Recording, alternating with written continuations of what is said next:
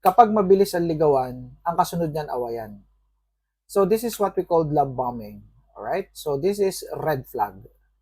Pagka kayo ay naka-encounter ng nanliligaw sa inyo o kaya nililigawan nyo, mababae, malalaki ito, na tila ba'y napakabilis ng pangyayari. Fast, no? Fast facing. So yun yung tawag ko doon. Fast facing. Ang bilis. Parang kumbaga sa nature ay kidlat ang datingan. Paano natin masasabi na mabilis? A good example is kapag ka nagsabi sa'yo na mahal ka, wala pa kayong isang buwan o within a month. Let's say sinabi niya na alam mo, mahal na mahal kita, sagad sa buto. Red flag yon. Anong kagaguhan at kalokohan ng isang tao magsasabi sa isang babae o isang lalaki na nun lang niya nakilala, nung month lang na yon. Let's say for example, January lang niya nakilala. Sasabihin mo, mahal mo. Anong kagaguhan yon?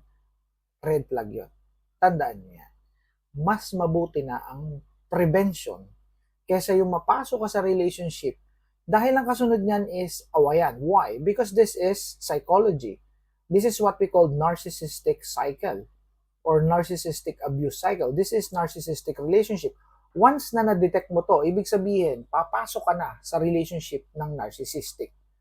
Okay? So, clear tayo dun. Kasi yon, narcissist lang basically ang gumagawa nun ng mga pangyayari yan. It's called love bombing. And nakasunod ng love bombing is kawalangian ang kasunod niyan. I-devalue ka na. So, another red flag is yung ang datingan is sobrang bait. Very nice, super nice. Hindi lang sa'yo, pati sa kamag-anak mo, sa kaibigan mo, lahat nililigawan.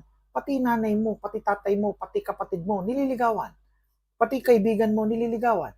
Kaya naman pagka naghiwalay kayo o nagkawala ka, sasabihin, walang hiya ka. Sasabihin ang bait-bait na nanligaw din o ang bait-bait na nakakarelasyon ni ay bakit ganaman rin nakipaghiwalay pang pagkakawalang hiya ni ay ang bait nun binigyan pa nga ako ng tsinelas o binigyan ako sapatos o sasabihin ng iyong kapatid kabait nun nanligaw sa iyo si pangalan naon ba si Jake o kabait nun si Jake o wala na kayo ganyan o bakit kasi ng babae hindi lang pala ako ang niligawan nun dalawa pala kami naging jowa tapos syempre nalaman ko nakapag-break ako. So, buti na lang nakipag-break kung ganun nga. Pero ang lalabas dito na masama, ikaw. Kasi it's because of that. Yung ang ganda ng pakita sa mga tao. Kasi sa love bombing stage, pati kapitbahay, kahit sino, na malapit siya liligawan. So, there's a thing there.